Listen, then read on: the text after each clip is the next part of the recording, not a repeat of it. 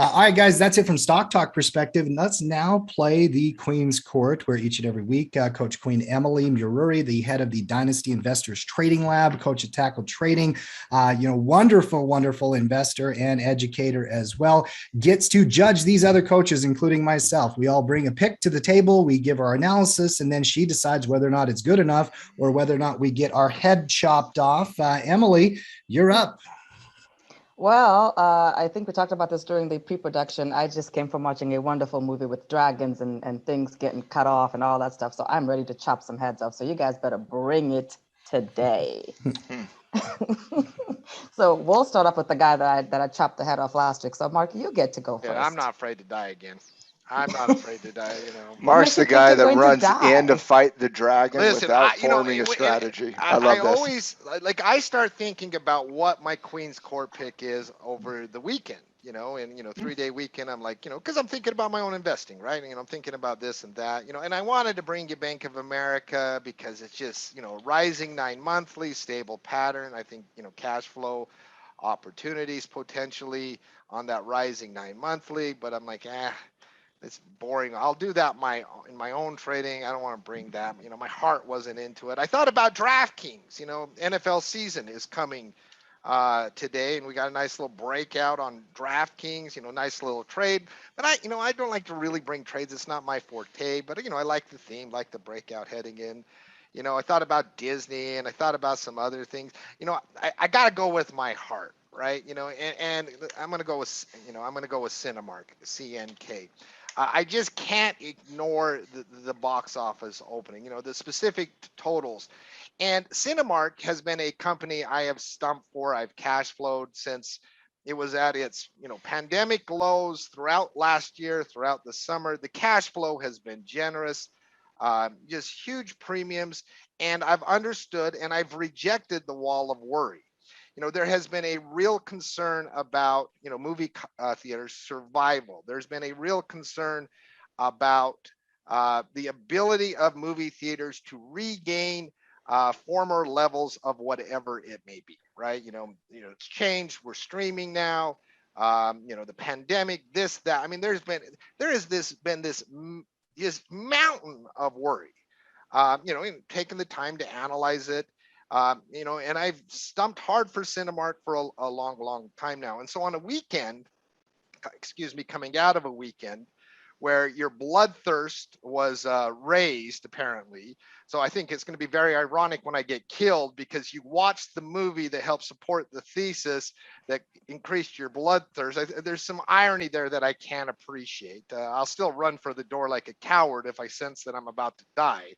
But I do appreciate the irony there. But huge drop. I mean, this just wasn't a beat on expectations of what the movie could do. It was literally, when I saw the numbers, I was like, because there's there's oil sewing circles. There's little movie theater sewing circles online where people that, I don't know, think the same thing or think there's opportunity in these type of stocks are like, no, I don't think movie theaters are dead. And even the optimistic figures people were throwing out, this just absolutely shattered it. This absolutely shattered it, drawing in 75 million over 3 days. Was it 90 million domestically for a 4-day? And this is on the backs of when Disney, this isn't the latest film that Disney went right to theaters with, a Free Guy a few weeks ago. Not on the same caliber as the Marvel Super Home film, but it also smashed expectations. What's his name? Why am I not thinking him? I can't think of the guy's name. He's a famous actor. Deadpool, Ryan Reynolds. Also smashed expectations. And so we're seeing people gravitating to the theater, which is definitely on a day like today. People like me that stump for Cinemark. Are going to be very, very happy with, if nothing else, pushing back on that wall of worry on two fronts. One, people going to the theater, and probably even more importantly, Disney showing they can have huge success, and other companies that they can have huge success at the box office, which is probably even, significantly more important from a big picture standpoint. All right, but why do I like Cinemark over an AMC or a what would, an IMAX. Why do I like Cinemark? At the start of the pandemic, when I was breaking down all kinds of different cruise lines and restaurants and airlines and movie theaters, like who are the best financially run companies heading into the pandemic? Who has the lowest amount of debt? Who has the cash on hand to survive? Which was, when we look back, 16, 17 months ago, we didn't know how long this was going to last. We didn't know that Pfizer would announce a vaccine in November. Company survivability was, a real question during this stretch. And so I wanted to dive deep into, and I just fell in love with Cinemark's management. This is a very conservatively ran company that heading into the pandemic, they had to tighten their waistline a little bit like every other company did, but they were really, really well positioned. And reading through earnings report, I just fell in love with management. This is a conservative run company. This is not a flashy company. Even with high volatility, this is a really conservatively run company. And, before the recent box office, uptick that we've seen, they released second quarter results recently. And before, even in the midst of all of the junk, we haven't had great movie titles over the last quarter. We've had to deal with Delta upsurge over the last few months. But even with that, their domestic operations for the first time since the pandemic began, delivered positive adjusted EBITDA for the first time since theaters were forced to shut down. On a global basis, because Cinemark doesn't just have theaters domestically, we're seeing improving financial conditions.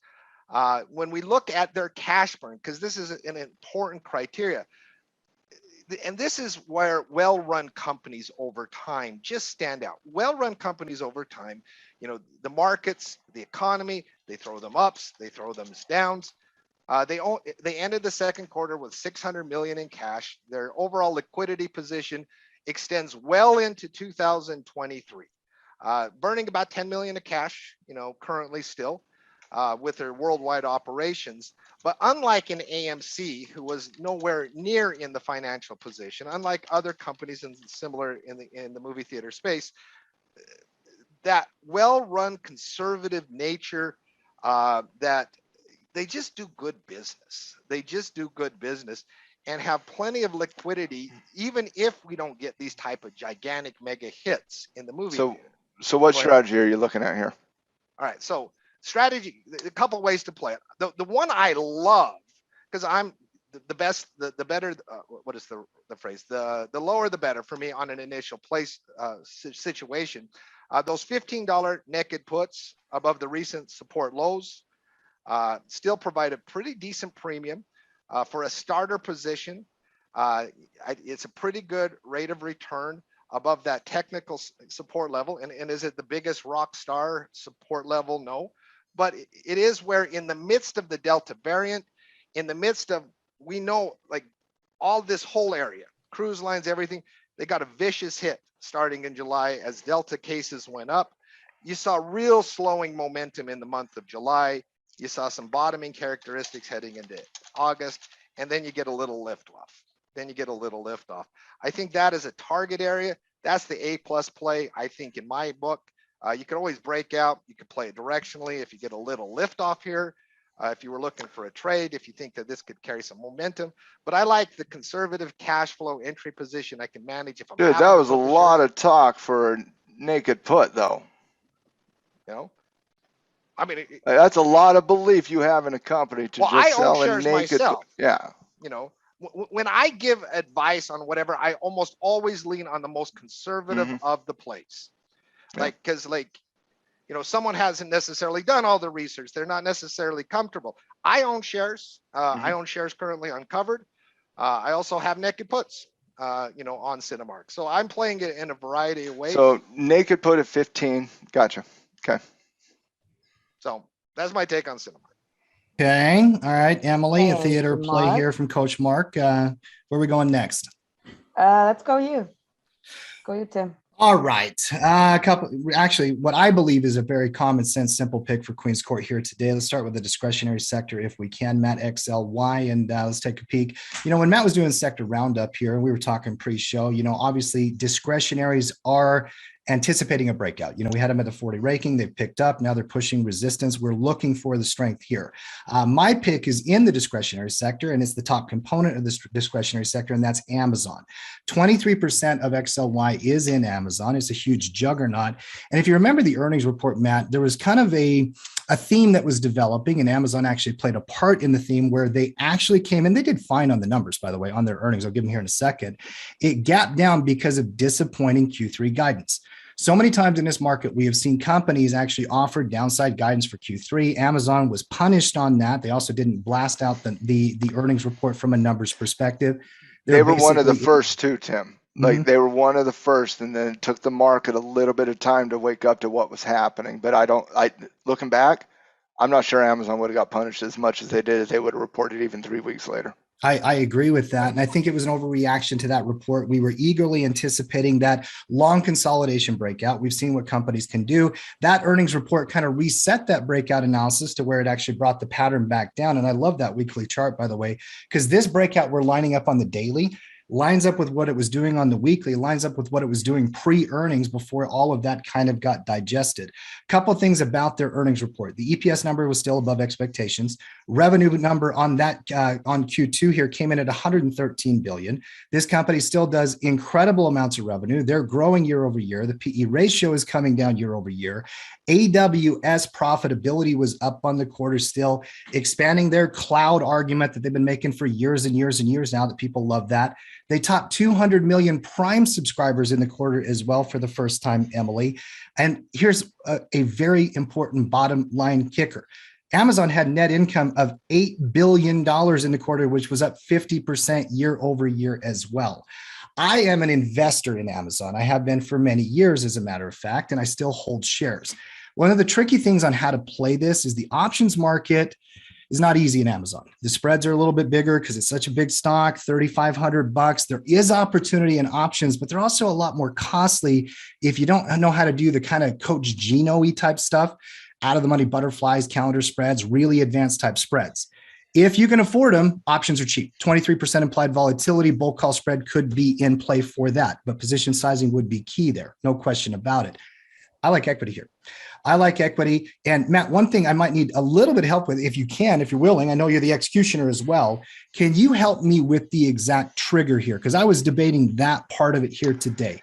I like it it's above a zone. this. Yeah. It's a zone, and the zone's going to be big. We're talking about a $3,500 stock here, but I do think you're in the zone right now. You got to love the price action here today. Flag pattern got absolutely gobbled up here. Did not even wait for the 90 MA to catch up. You got to love the resistance zone. You've tested it multiple times in this long-term channel, including the one breakout we had. It came back, gave a nice hammer candle off that support level, proven the importance of that. And so when you're looking at a zone that has been tested as much as that 3,500 zone has, you're just in the zone. So you're going to call it 3,500, but your top end is right where you're at right now. And if you want to just look at this data point here, that data point on the intraday here, it just looks like a normal data point on the intraday. But again, think about my band there. My band goes back months and months and months and months and been tested about 12 different times.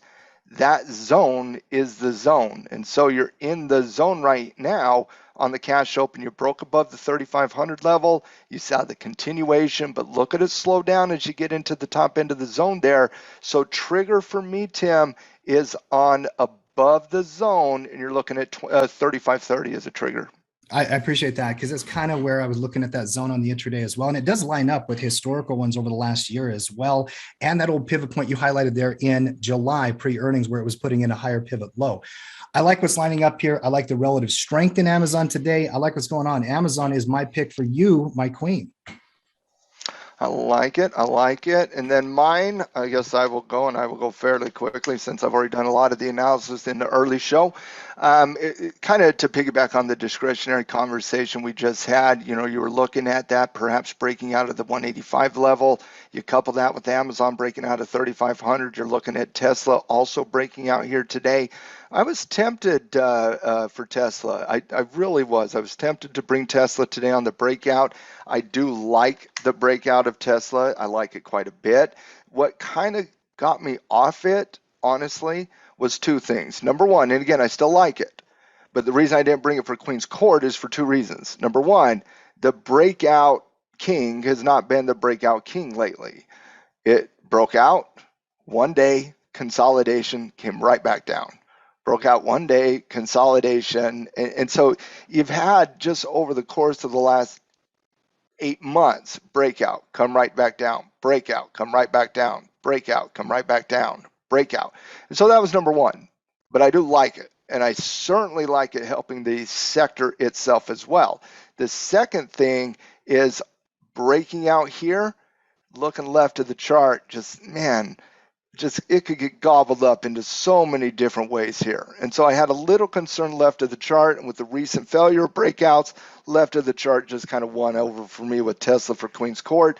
But I did go to a little bit more conservative area of the discretionary space. You know, we were looking at Amazon, and I do like that breakout on Amazon. We were looking at Tesla. We like the breakout on Tesla, but you're talking about volatility in Amazon. You're talking about volatility in Tesla. You're talking about two names that can absolutely drive one way or the other. Again, like both breakouts, not throwing any cold water on them. Tractor Supply has yet to break out here. Tractor Supply, a little bit more conservative of a company. You're looking at a company that, excuse me, that right now has volatility of 25, 29. When you're looking at companies like Amazon, you're dealing with a little bit similar than on Amazon. When you're looking at Tesla, you got a little bit of higher volatility on Tesla. And so when you're looking at Tractor Supply here, TSCO, let's start with the technical analysis. Number one, like the daily buildup into the $200 price threshold. I really like significant whole numbers, especially ones that are historically defined. You see the tick over here with a great trend going into 200, perfect trend going into 200. 200 plays a role. You see that neutrality exist over the course of the next 5-6 months. But what happens? You got to love the breakout on the weekly chart, and that starts with 200. It's got to ultimately reclaim that level. But when you're looking at the daily chart, you got to love the consolidation here between 190 and 200, as you saw that build up from 175 to 200. Couldn't break out there. Same scenario, couldn't break out over here. Now you're coming from 190. You're riding the moving averages. You're riding the wave as you're coming into that breakout. I like this on a multiple time frame perspective. When you look at the weekly chart, love that breakout. Now, what I like here, and I was thinking equity, Tim, but I like your call with equity on Amazon. Very similar type scenario. The difference on Amazon, just far more difficult to trade options on Amazon than, say, Tractor Supply. 100% agree. Yeah, far more difficult. And so I was thinking equity. With you going equity, I do like an option trade here. Now, again, I do like multiple time frame here. I like the weekly chart. This could be, man, looking to add to investment, position, swing trade. I'm looking at more of a combo swing position trade where you're more trend trading here, kind of the old turtle traders here, Tim. Breakout, just trend trade. As long as it's higher high, higher low, just adjust that stop loss. And I like doing it with options. I'm going to start out 136 days out. I'm not dealing with a lot of volatility here. When I go to an at the money call option at 200, I'm paying about $12 against 200. So I'm paying right about, what would that be? 6%. Around 6%. So 6% anywhere like 5-6% for a 4-month option is perfect. But what I also like going, you can't see it here, but when I come out to a weekly, you see this little icon there? That little blue icon there? What's that blue icon, Tim? This is what I get excited about. Can I just throw a couple things in with this one? Certain. That blue icon is earnings. And we talk about volatility cycles all the time. With implied volatility at 21% right now. So Tim, bargain basement what's option going to have prices. that? Whenever I'm teaching really new traders things on volatility, I'm always like, you know what, guys, when I'm geeking out on technical analysis, yeah, people can get a little confused with the detail of all the price action, and multiple time frames can get very cloudy very quickly. But you know, it's not hard projecting that blue line going up before that blue icon, because it does it all the time. And so once again, I'm calling for a volatility increase going into earnings. And so we got currently volatility at 25. You saw the earnings build up for about 6 weeks beforehand, went into 35. The time before that had a nice volatility build up as well from about 30 to 35. So it's not, I'm not expecting massive volatility build up. This is not Tesla, this is Tractor Supply, but I like the breakout at 200. I like 136, I like 136 time frame somewhere at the money. Nice little volatility build as you couple that with the breakout of 200. And from a trade management perspective, like I said, I'm looking at, there's no target here where your breakout of all-time highs with nothing left to the chart. You're looking at a trend trade with management whenever support builds, you trail stop loss. That's the management. That's my trade. Tractor Supply. And for me personally, I love the 200 strike because by the time you get the trigger, that's an in the money strike price, you know, and you're going to have the it's a little anticipation there. Yeah. You can even go a little out of the money here. I do think like I'm personally projecting 230 to 240, so you could go even a little bit out of the money, but you know, I do like the $200 strike price. That's the safest for everybody involved. Queen, you got 3 picks now, three bits of analysis. So what are your thoughts here? All right, I'll keep it real brief because I don't know how well my internet will hold before I get cut out again. Mark, love the thesis, love the theme on the whole reopening play. I like the naked put on CNK. However, I wish your whole pitch would have been on Disney instead, because I just like Disney, and we just watched a Marvel movie. So if the idea on that, you know, on the whole reopening and all that stuff, you would have won me over if it was all based on Disney. But I still like that naked put on CNK, but I think I would have loved it better on Disney. And you could have still got me on Bank of America, and you know I love Bank of America. You could have got me. I know. You can like that's on her long-term holdings and sells covered calls every month. See, here's what happened. One thing on I was Disney, going to bring though, you Bank of America.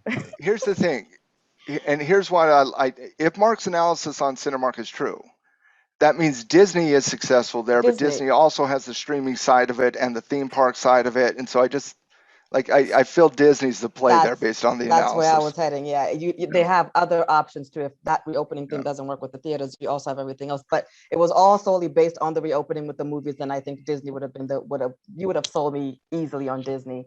Somebody Amazon. Stole my sword. I about cut him. Somebody stole my sword. We're gonna have to have a talk in my family. I'm surprised that Matt, you had a choice to pick Amazon and Tim took it before you, but you could have gotten Amazon, and you know my relationship with Amazon. We could have had something going. Tractor Supply is an easier trade, more conservative trade, has better multiple time frame analysis. I love Amazon, and I'll probably have to go out and see if I can do some creative stuff with options, maybe like a broken wing fly on Amazon, because it is an expensive stock. So if you can't go equity, then you'd have to figure out some creative ways to go with the options. But I'll probably look at a broken wing fly once it does break out. But I love Amazon. I can't say no to Amazon. And then Tractor Supply, 200, easy. What's not to love about that? That's an easy breakout, right? Significant whole number. I like the play. I wouldn't have thought of it that way, but I really do like the play on just going long call and letting that implied volatility come in, because it feels like we just got past earnings, but it feels like earnings is coming right again. Like the cycle just never ends. Honestly, it was the tiebreaker for me when I was thinking equity versus option. It just, the volatility build was that slight tiebreaker, because I did have a little bit of concern, but like that slight tiebreaker was like, you get a little tailwind with volatility here. Yeah. So 1, 2, 3. I got to chop off Mark again this week. I can't. I love Amazon. I had to go with my heart though. I had to go with my heart.